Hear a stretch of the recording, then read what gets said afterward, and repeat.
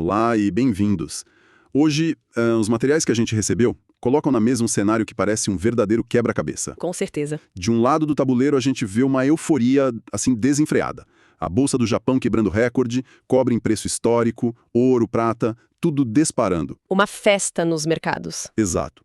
E do outro lado, em Washington, uma crise institucional que parece gravíssima, com o presidente do Banco Central mais poderoso do mundo, o Fed, sob investigação criminal. Como é que essas duas coisas acontecem ao mesmo tempo? Pois é. A nossa fonte hoje é um relatório de inteligência de mercado, datado deste 13 de janeiro de 2026. E a nossa missão aqui é mergulhar nesses dados para tentar entender o que está movendo o dinheiro pelo mundo neste exato momento. Exato. E tem um conceito no relatório que amarra tudo isso, que é a ideia central. Eles chamam de bifurcação de risco. Bifurcação de risco. O que seria isso? É um jeito, mais técnico de dizer que o mercado se partiu em dois. De um lado, essa festa inacreditável nos preços dos ativos, e do outro, uma erosão, assim, profunda da confiança na instituição que deveria ser a âncora de tudo, né? O Fed. O Fed. O grande mistério que a gente vai tentar desembrulhar é: essa festa está acontecendo apesar da crise ou por causa dela? Ok, vamos começar por essa crise, então. O epicentro de tudo é essa investigação criminal contra o Jerome Powell, o chefe do Fed. O relatório usa uma analogia bem forte. Chama a investigação de um cavalo de Troia. Ou seja, o objetivo real não seria a investigação em si, mas usar ela como uma ferramenta de pressão para dobrar o Banco Central. É essa a leitura. É exatamente essa a leitura do mercado. E isso nos leva a um conceito que tá, ditando os preços agora.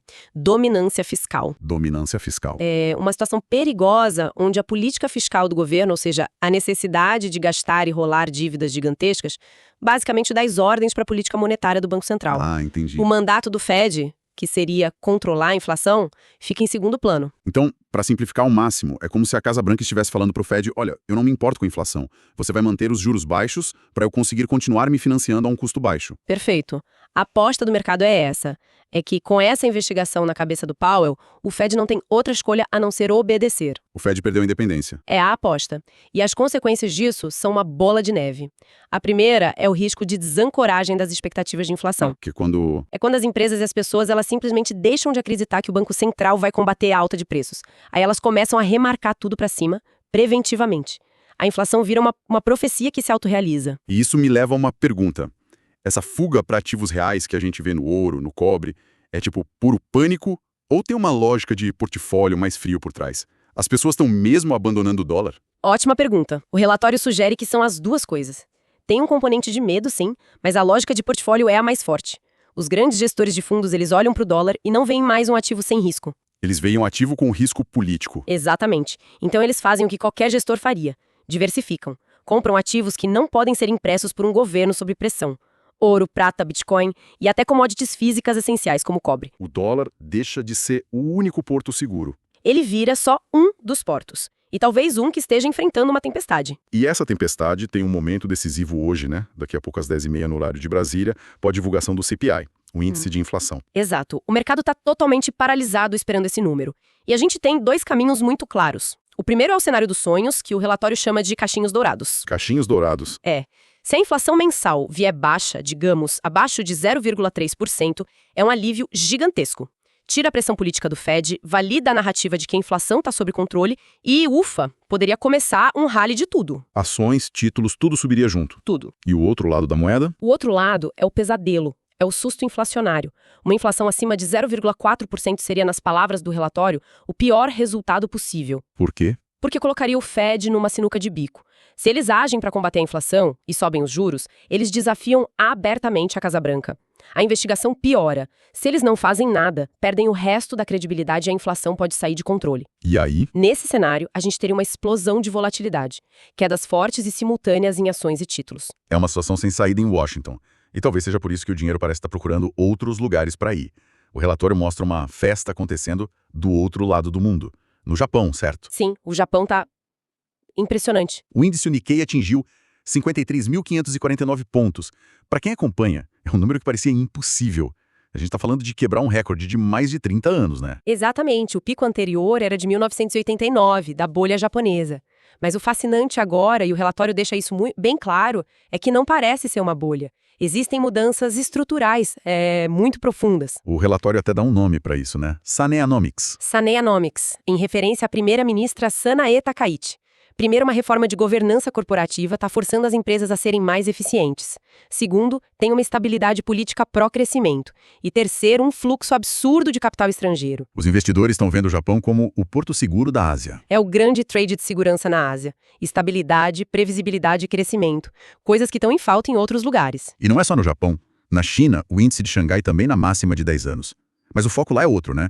Não é mais o setor imobiliário. Não, o foco é total em tecnologia, é uma diretriz de Estado muito clara. Pequim está injetando rios de dinheiro para alcançar a autossuficiência tecnológica. E isso se reflete onde? Nas ações de empresas de semicondutores, inteligência artificial e, o que é curioso, na corrida espacial. O relatório traz um dado que me deixou de queixo caído. Qual? A China solicitou frequências de rádio para operar uma constelação de 203 mil satélites. 203 mil? 203 mil. É uma resposta direta e massiva a Starlink do Elon Musk. Mostra a escala da ambição. É impressionante. E em meio a toda essa crise de confiança no executivo americano e essa euforia na Ásia, o relatório aponta para um sinal de esperança, talvez, vindo de uma decisão judicial nos Estados Unidos. Parece um detalhe, mas pode ser importante. Pode ser muito importante.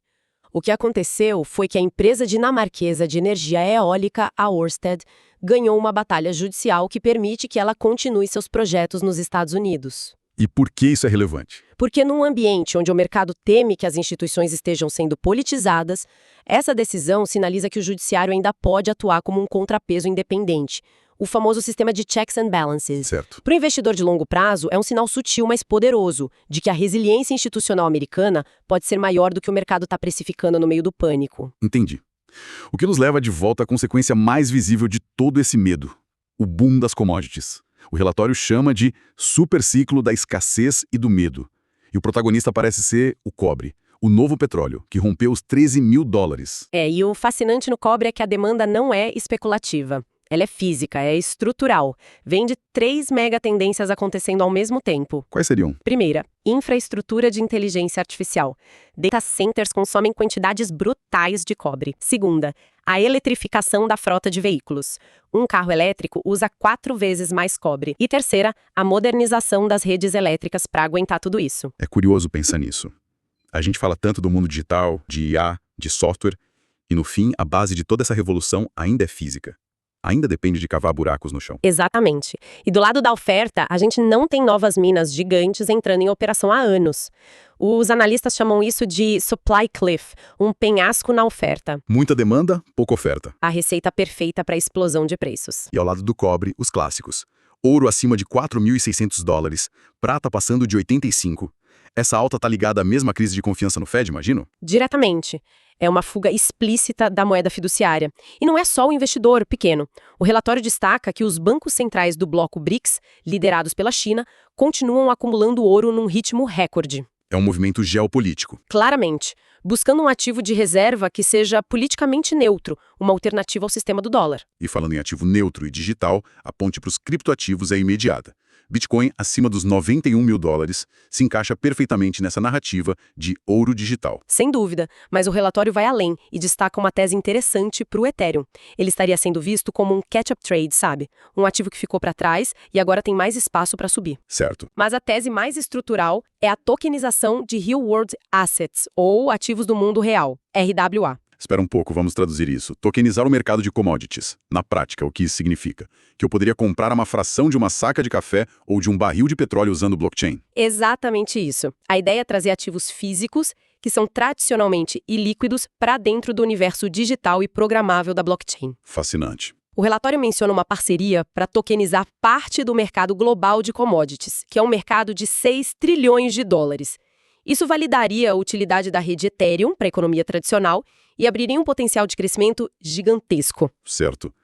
Então, como todo esse cenário, com crise em Washington, euforia na Ásia, boom de ativos reais, como isso se traduz para o mercado brasileiro? O que significa para a gente aqui? O Brasil está posicionado numa verdadeira encruzilhada, segundo a análise. De um lado da balança, a gente tem um vento a favor muito forte, que é o superciclo das commodities, ótimo para Vale, Petrobras, para o agro. E do outro lado? Do outro lado, o peso do nosso eterno risco fiscal doméstico e principalmente a volatilidade que vem dos juros americanos. A gente está muito dependente do que acontece lá fora. O relatório usa a análise técnica dos gráficos para ilustrar essa tensão. No Ibovespa Futuro, eles descrevem o padrão como uma flâmula de alta. A analogia que me veio à cabeça é de uma mola sendo comprimida, sabe? É uma ótima imagem. O mercado subiu, agora está andando de lado, acumulando energia. E o dado do CPI, às 10h30, vai ser o dedo que solta essa mola, para cima ou para baixo. É uma imagem perfeita. E para o dólar futuro, a imagem é inversa. Ele vem numa tendência de queda de curto prazo e está agora pressionando um suporte muito importante, a barreira psicológica dos 5,40. E a correlação com o CPI é direta. Direta e brutal. O dado vai funcionar como gatilho. Ou seja, se a inflação americana vier baixa, o dólar tende a perder força no mundo todo, o que ajuda o nosso real. O dólar aqui romperia para baixo. Exato. E a bolsa romperia para cima. E o contrário é verdadeiro. Uma inflação forte lá fora fortaleceria o dólar globalmente, pressionando o real e colocando um freio no nosso Ibovespa. Exato. A conclusão é que, hoje, o Brasil é um passageiro no carro americano e quem está no volante é o dado de inflação. Então, para amarrar tudo, o dia é definido por essa tensão. A crise institucional nos Estados Unidos, jogando contra uma euforia global nos ativos de risco, o boom das commodities não é só sobre oferta e demanda. É um sintoma. É um sintoma claro da desconfiança no sistema financeiro tradicional. E no meio disso, o mercado brasileiro começa a mola comprimida, esperando o catalisador americano para saber para que lado vai saltar. A conclusão final do relatório para quem investe é muito pragmática. A tendência de fundo, a maré, parece ser de alta para os ativos reais, commodity, tesouro, Bitcoin.